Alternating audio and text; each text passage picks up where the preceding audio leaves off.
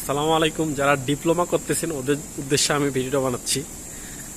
আর diploma তো করতেছেন আপনার যাদের ভাই ব্রাদার আছে তারা, এবং যারা করতে চাচ্ছেন মানে ডিপ্লোমা এরকম যারা করতে চান তাদেরকে বলতে চাচ্ছি এই ভিডিওটা তাদের জন্যই, যে ভাই ডিপ্লোমা করার পরে আপনার যদি বা ডিপ্লোমা করবেন এরকম আপনাদের ভাই ব্রাদার যদি থাকে তাহলে আপনারা ডিপ্লোমা করেন ভাই।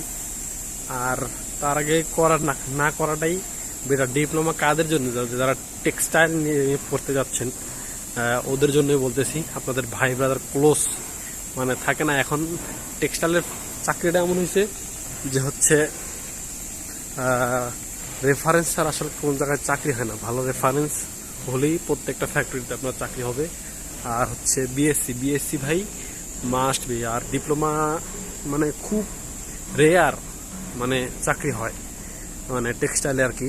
এই জন্যে ভাই আপনারা যদি ডিপ্লোমা করতে চান খুবই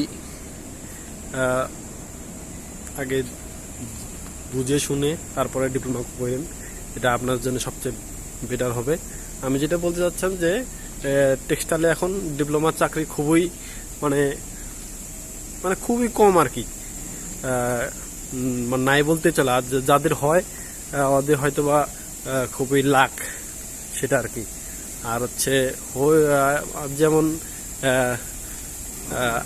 আমাদের যেমন আমার কথাই বললাম, আমি চাকরি পাইতেছি না, চাকরি পাই না তারপর আপনার হেল্পারে আর কি চাকরি করতেছি এই আর কি ভাই।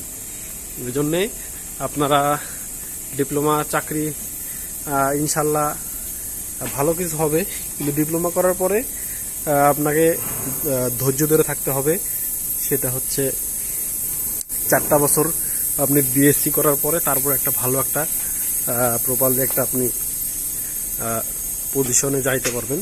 তখন আপনার এক্সপিরিয়েন্স তখন আপনাকে করতে হবে, নিতে হবে। সেটা এক্সপিরিয়েন্স কীভাবে নেবেন, সেই এক্সপিরিয়েন্স আপনি কীভাবে নেবেন? এক্সপিরিয়েন্সে যে আপনি যে 4 বছর আপনার ডিপ্লোমা করার পরে বিএসসির যে 4টা বছর, এই 4 বছর আপনি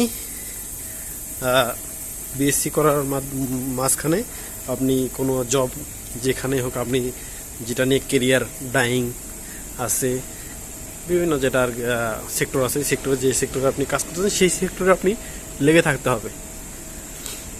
সো চিন্তা ভাবনা করে আপনার ডিপ্লোমাতে ভর্তি হয়েন, এটাই আমার বলার ছিল।